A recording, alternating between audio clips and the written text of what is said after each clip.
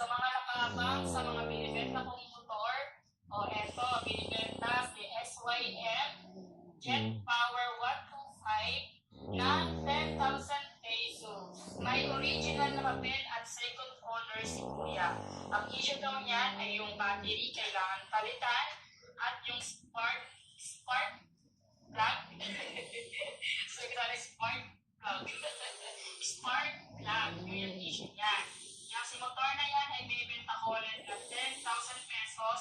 Nasa Laguerta Street, Rasan Muntinlupa na po yan. Puntahan niyo lang dito or i-PM nyo. May susi